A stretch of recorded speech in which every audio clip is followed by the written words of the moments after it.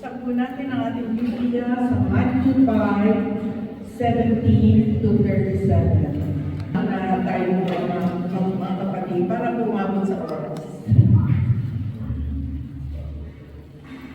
Jesus said to his disciples, "Do not think that I have come to abolish the law or the prophets. I have come not to abolish but to fulfill. For truly I tell you, until heaven and earth pass away, not one letter, not one stroke of a letter will pass from the law until all is accomplished. Therefore, whoever breaks one of the least of his commandments and teaches others to do the same will be called least in the kingdom of heaven. But whoever does them, and teaches them will be called great in the kingdom of heaven. For I tell you, unless your righteousness exceed that of the scribes and Pharisees, you will never enter the kingdom of heaven. You have heard that it was said, you shall not commit adultery. But I say to you that everyone who looks at a woman with lust has already committed adultery with her in her heart. If your right eye causes you to sin, tear it out and throw it away. It is better for you to lose one of your members than for your whole body to be thrown into hell. And if your right hand causes you to sin,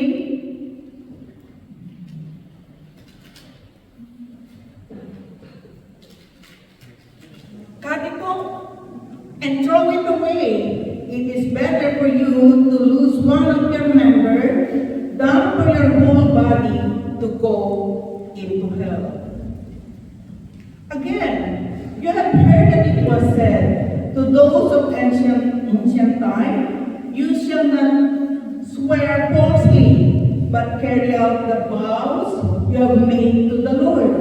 But I say to you, do not swear at all. Let your word be yes, if yes or no. Anything more than this come from the evil one. The gospel of the Lord. Praise the Lord. Natin ang ating Panginoon, yung malakas.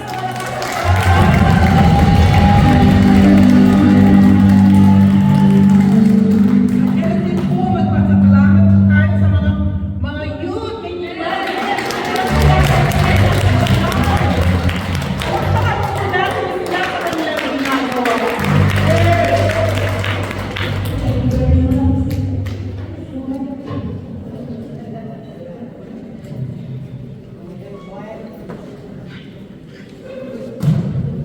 Very sure, kilala niyo po naman sa kayo lahat, di ba? So, good afternoon po sa inyo lahat. You want to be blessed, right? Amen! So, sabihin mo sa ating Panginoon, Lord, I want to be blessed. Lord, I want to be blessed and blessings to others. Amen. Sabi po sa kanyang salita, blessed are those who obey His command. Ang tanong po, tanungin po natin ang ating sarili. Obedient ba ako? Kayo po nakakaalam ng sagot kung tayo po ay obedient o hindi. Amen. Tatanungin niyo po ang inyong sarili. What kind of person should I be? What kind of person should I be? Amen? Dahil napakahalaga po sa Panginoon ang pagsunod. When we obey the Lord, Lord. Amen? Kaya tanong po natin, obedient ba ako?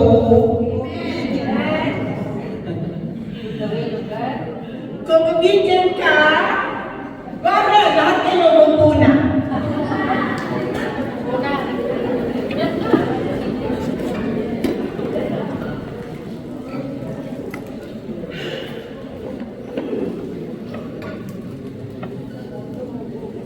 Alam mo po naman natin that God the Father is the giver of the commandment. Alam natin lahat yan. Diba? Magyan si Moses sa bundok ng Moriah. Kaya binigay sa kanya ang 10 utos ng Diyos.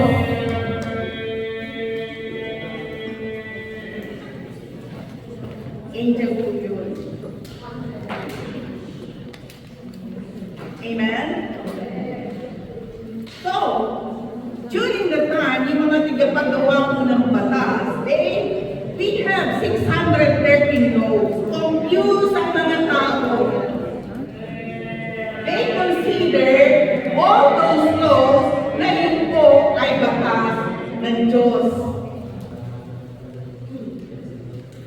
Kaya niyo bang sundin ang 613 laws? Imposible, right? And they consider that God's law. Diba? Ang pananaw ng mga Hudyo, yung mga tagapagtupad ng batas, si Jesus ang lumalabag sa kautusan. Right? Then Jesus said, I did not come to abolish the law. Yung po ang sabi ni Jesus, but the law and the prophet, I did not come to abolish it, but to explain upang ito ay tupanin, upang ito ay ganapin, at ipaliwanag, mga kapatid.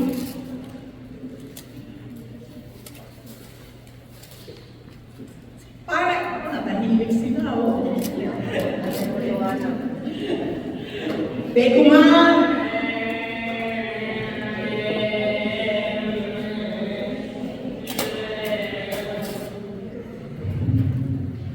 The ruler of this world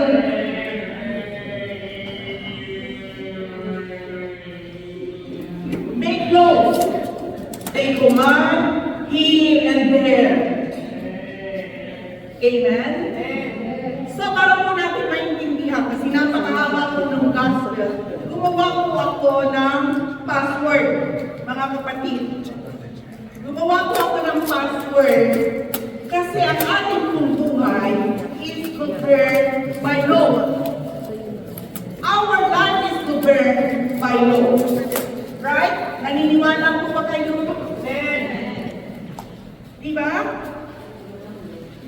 So, the password that I think of dito sa ating pong gospel ay the word law.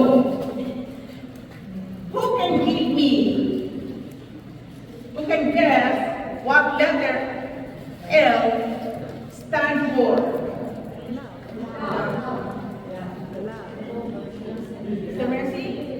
Love? Listen? Loyalty. Ha? Loyalty. Lahat ng sinabi niya tama. But the one that I choose is love. L-O-V-E. Diba sinabi ng Panginoon in John 14:21 says, whoever has my command and obey them, they are the ones who loves me. So sinusunod daw po natin ang utos ng Panginoon. Therefore, it's a sign that we love the Lord. Amen? Kung iniibig talaga niyo ako, sabi ni Jesus, susundin niyo lahat ang aking utos. Amen? Kapag magsumunod tayo, ano nangyayari?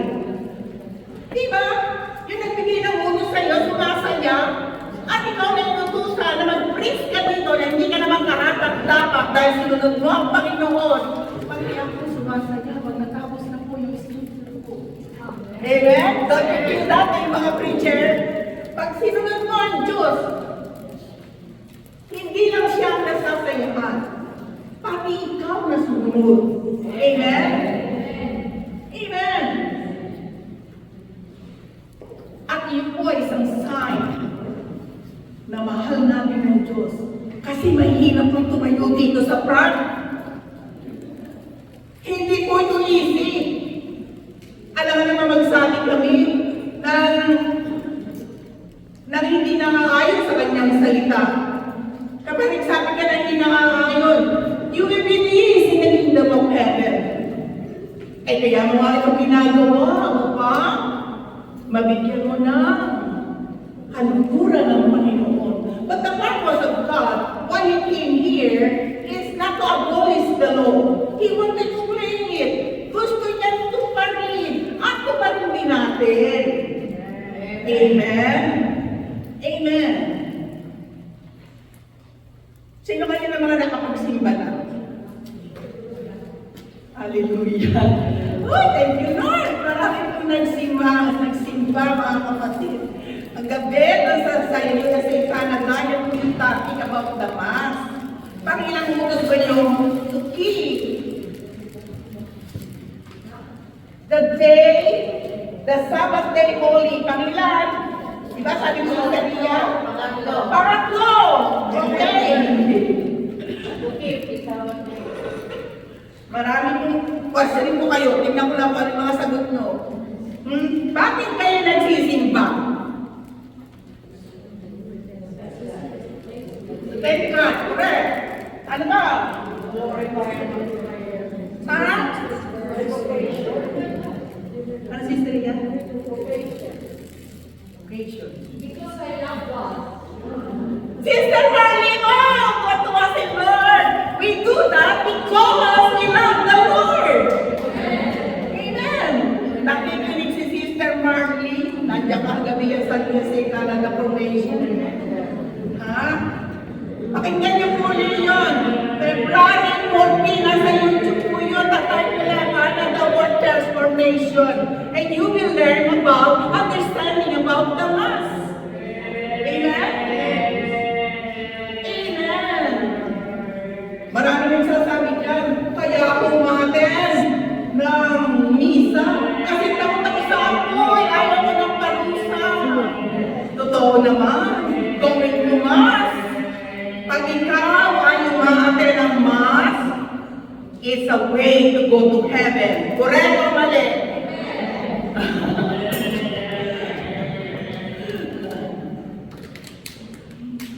Sabi nga ng Panginoon, to keep His name holy. Hindi mo uunahin ang maraming bagay. Si Lord lang ang una. Amen? If you miss that, therefore you lose. Di ba kagabi, nag-usapan po yun?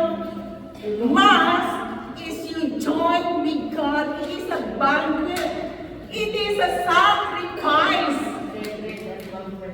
Sacred, holy. Amen? Marami po ang sagot ng mga tao. Kasi kaya ako nagsisimba, kasi gusto ko pumunta sa napakarami sa mansion na nirete sa akin ng Diyos. Tawa din naman. Amen? Di ba? Ganyan naman ang sagot ng mga tao.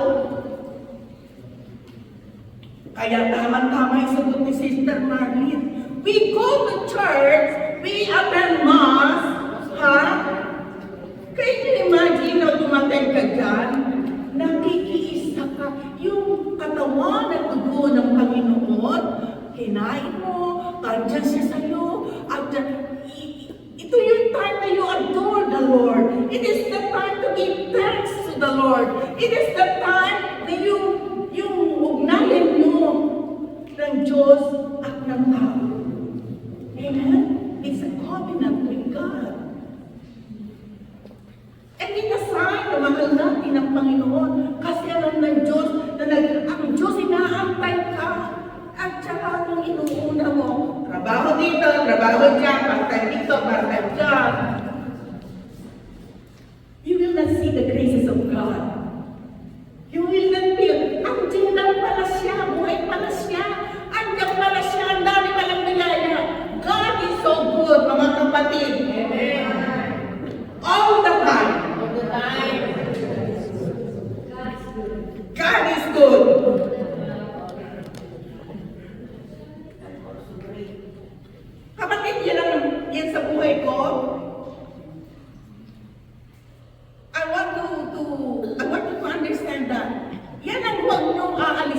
buhay mo.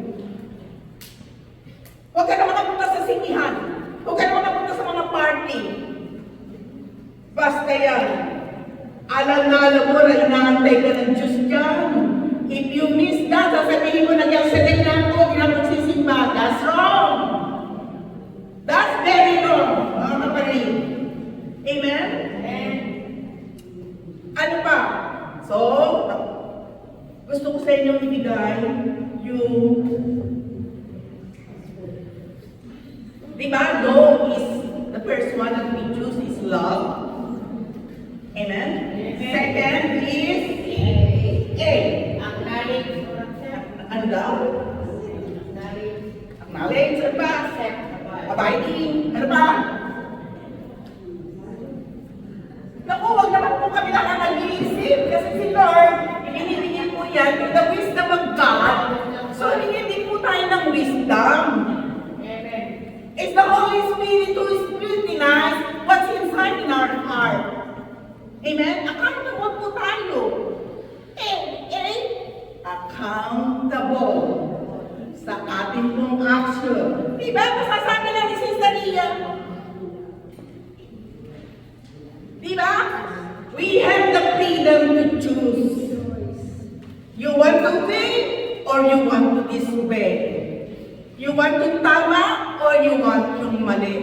God will not teach us to do sin. God will not teach us that tayo ay gumawa ng masama. Because it is God who created us. Everything that He created is good. Hindi magtuturo ang Panginoon na tayo ay gumawa ng masama. Amen? Yeah, we have a choice.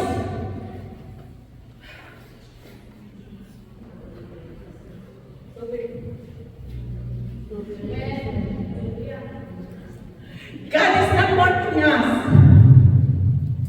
Kumbaga, He will not force us to do good or to do bad. It's your choice. Amen?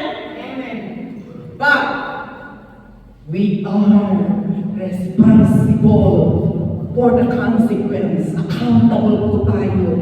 Gusto mo makarating sa langit, susundin mo, obedient to the law of God. Sister Nita, ang hirap naman makarating. Sa ating pong tao, imposible. But with God, everything is possible. We can be in heaven through the grace of God. We cannot do it by ourselves. Kahit itong commandment, hindi po natin magagawa kung sa sarili natin gawa. We need to follow, to obey what God is commanding us. Amen? I'll give you another example. Doon po sa accountable po tayo. Doon sa ating gospel na binasa. Jesus explained the law. Sinabi niya, thou shalt not kill. Sister, hindi naman ako pumapatay, therefore I fulfill the law. Sabi po ng Panginoon, pag nagtatanim ka ng galit, may galit na sa iyong kapwa, therefore you are already killing. Puot! Dapat maintindihan po natin yun. It doesn't matter na sinabi mo, patayin mo yun, hindi ka na nagkasama. Amen? Hindi dahil sa hindi mo pinatay yun, basta nagtanim ka ng galit. Yung galit na tinatanim mo sa iyong sarili, a long-lasting anger that it leads to murder. Did you get what God is telling us? Hindi niya ina-abolish yung law. But in fact, it's God the Father who gave that to Moses. Hindi po niya ina-abolish yun. Ang gusto po ng Panginoon, i-explain po na sa atin na ito mga tuparin nyo. Amen? Galapin nyo. Kasi ito ay para sa ating ikabubuti. Amen? So, murder, do not commit murder. Do not kill. Thou shalt not kill. No, mayroon pa sinabi siya doon sa sa ating binasang gospel. Bawal makikapit sa di mo asawa. Thou shalt not commit adultery. But sabi po ng Panginoon, it doesn't mean na hindi ka tumabi sa asawa ng may asawa, ay hindi ka na nagkukumit ng adultery. But just the loss. Kaya yung mga lalaki, mga kalalakihan, dapat single-hearted lang tayo, fix our eyes to Jesus. Eh, sister, takagagagandar naman kasi ka na ba? Ay, nakalabas na yung punjo. Nakalabas na yung suso.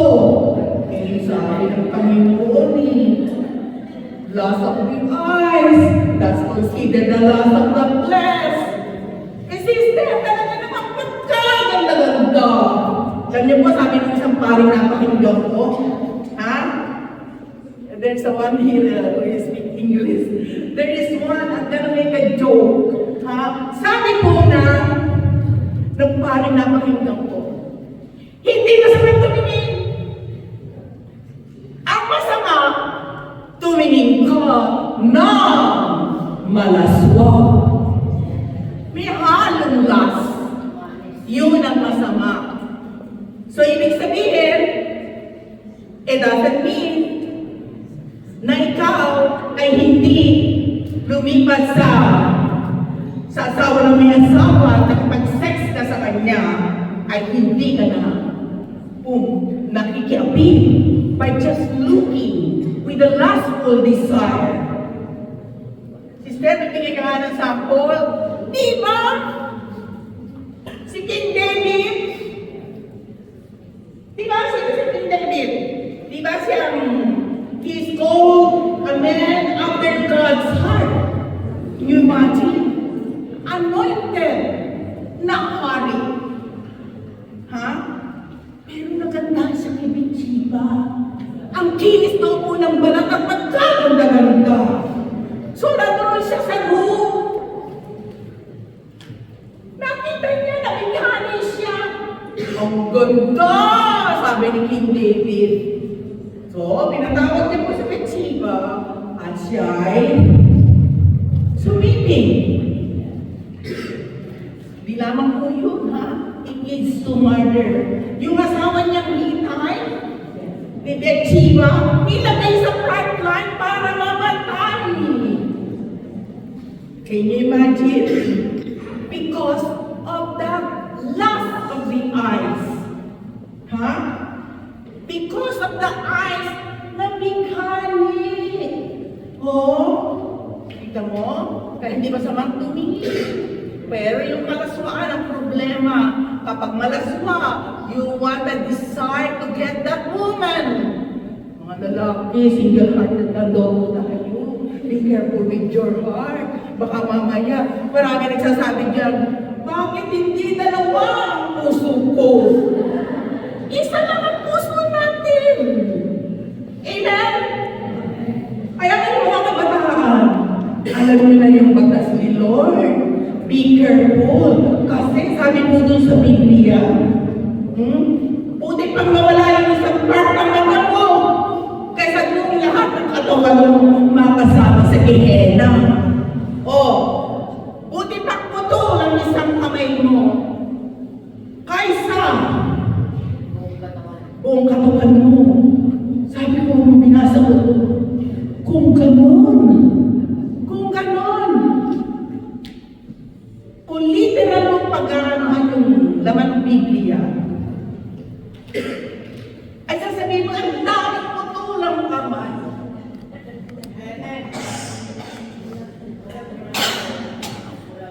Excuse me. Diba? Ang dami ko tulang kamay niya.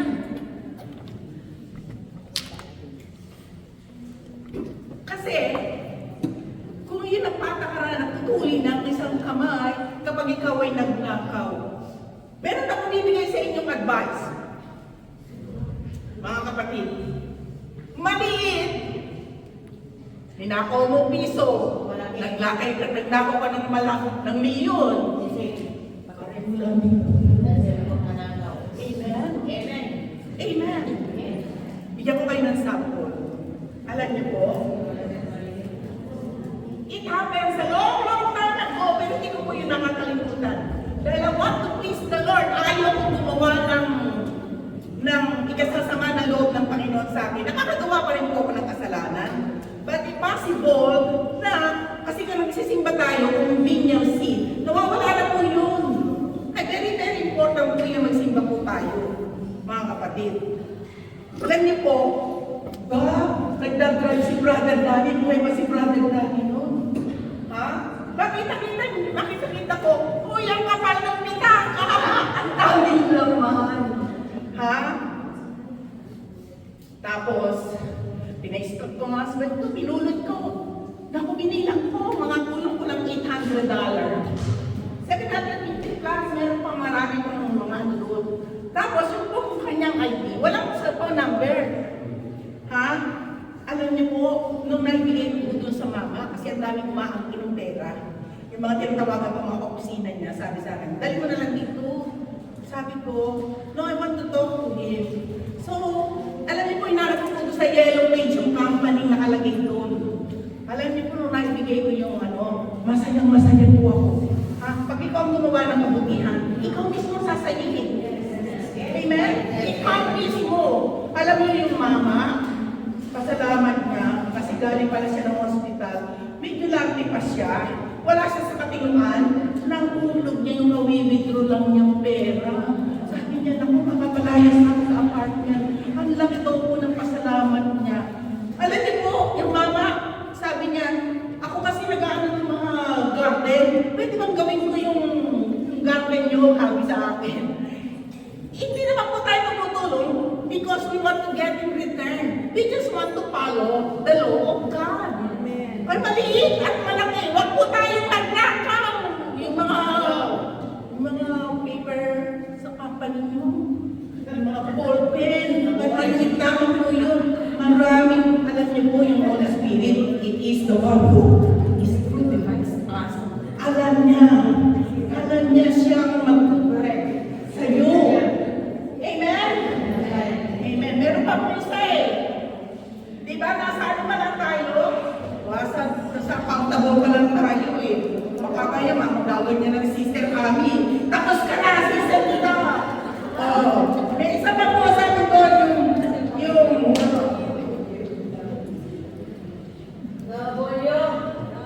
di pa. Doon pa lang tayo sa sa mga sinasabi ni Lord sa kanyang commandment. Meron pa siya akong huli doon na binasa ko sa inyo. Sabi niya doon, do not swear an oath at all. Ha? If we say yes, you mean yes. Yun po ang sabi ng Panginoon, hindi po salita ito. Tandaan niyo po ito yung mga sinasabi ko sa inyo is not mine. Ang Diyos po nagsabi dito, if it's yes, you mean yes. If it is no, you mean no. Beyond that, it comes from evil. Marami din nagsasabi. Ha? Yan po, marami ko yung naririnig. Saksi ko ang langit at lupa. Naririnig. Saksi ko ang langit at lupa. Pexman, cross my heart. Naku, hindi ko pala yan ayos sa Panginoon. Ha? Tandaan po natin yan, mga kapatid. Kahit pa tayo mag-Pexman na mag-Pexman, maya-maya lang gagawin din natin, wala po yun.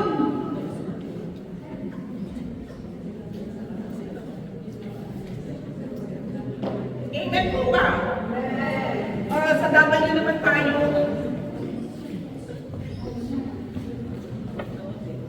Sabi po doon, ano ba yung alam nyo tungkol sa word? Hindi ko na kayo pahulain. W is word. Word is word. Ha? Word. W-O-R-D. Sabi po sa Matthew 5:18, yung binasa po natin, maglalaho ang langit at lupa, ngunit kaliliit-liit ang bahagi ng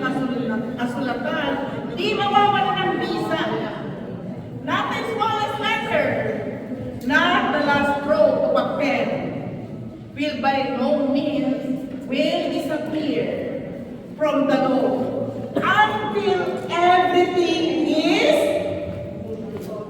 fulfilled, until everything is accomplished.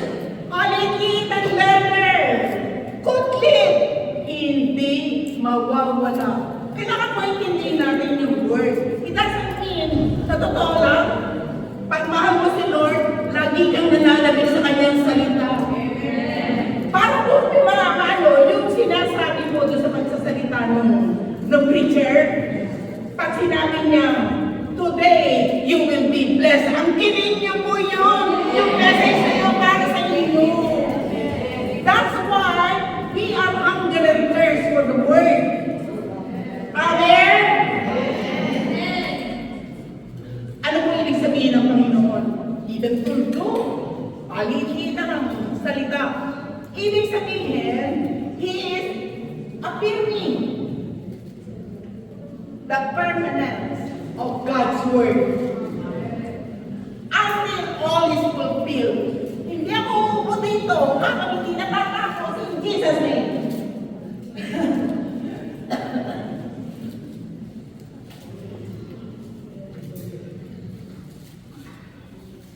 So, ibig sabihin, not abolishing the Old Testament.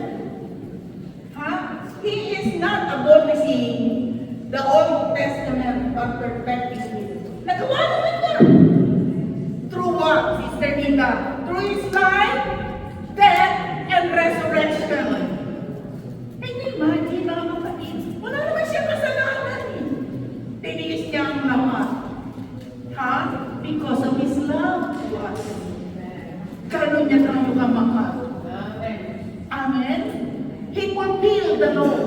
That's the reason why sinasabi niya, I did not abolish the law.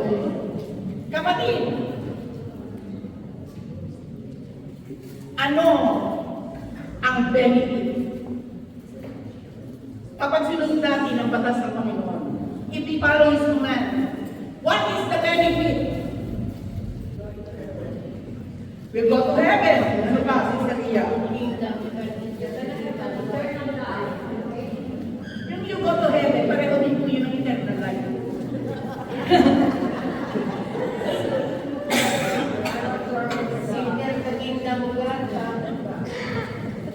Yes, you can consider to be a child of God. Ang daming nating alam sa God's word, right? Ano pa? Alam niyo, hindi naman tayo nag-negotiate, eh, wala naman din tayo anak-anak, di ba? Ako? Naku, pakatayin mo ako dito. Kung hindi lang sabi ko, Lord, I want to follow your will. I want to obey you. Ayokong tumatayo dito sa front. Amen, pero sabi ng Diyos, pag inayay niyo ako, kakayasin kayo. Kaya ilan ito na yung pinagagawa ng Diyos sa ating lahat. Pag inahiya niyo ako, kahihiya ko rin kayo. Ano gusto mo? Sa Gehenna o sa langit? Kapag sinunod po natin ang Panginoon, ano ang mga benefit? It is not God who will benefit, it's you, it's me. Amen? It's for our own good. Amen? Diba pangako niya? I will protect you wherever you go. Ang inin mo yung nagkakamatay na, nagkakagulo maraming tao, hindi ka makakano. Amen? Sabi niya, I will prosper you. Diba? Sabi niya, I will provide anything that you need. Diba? If God is willing and obedient, they will eat the good of the land. Amen. Ano pa? Ano pa? Natatawa lang ako sa inyo. Alam niyo na po natin. Kaya lang gusto niyo makapagsalita eh. Pero alam niyo yan. Ha? Ano? Sagot. Pag narinig ko yun, sasabihin ni Lord, you are one who pleases me. Ano yun?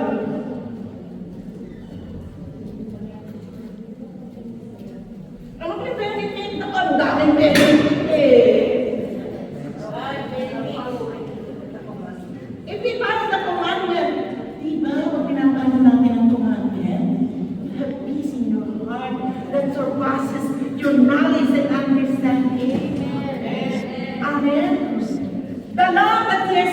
to us if we follow the love of God, if we follow to love whatever He wants us to do in this life. God established in love for us. And I'm praying to each and every one of you to grasp how wide and long and high and deep is the love of God. For those who believe, and not for those who believe. Amen? The love of God that surpasses knowledge and understanding. And ang pagkakot niya, kapatid, dapat inintindi po natin Ephesians 3:20. Now, to He who is able to do immeasurably more than all we ask, immeasurably more than all we ask, according to His power that is at work in us. Can you imagine? Ayaw niyo yun? Ayaw niyo yun, yung ino-offer sa atin ng Panginoon? Kasarap lang eh. So, love, accountable, and the word of God. The word na kapag kinain mo yung word, si Jesus po yun. Amen. Amen. At ikaw ay nagsimba, yung pinapasok mo sa inyo, si Lord po yun. Tingnan mo siya, but take note. Mga kapatid, 5 minutes na lang. 5 minutes na lang. Kapag po tayo nagsisimba, kung pangpunta lang natin doon is just to observe, we are wrong. Useless lang po ay pumunta dito. Kaya yung word ni Lord, very important po yan. Namnamin natin, kainin natin, isang puso natin. Hindi lamang po yun. Number one, titirahin ng Diyan sa inyo, ang ating kaisipan. Amen. Amen.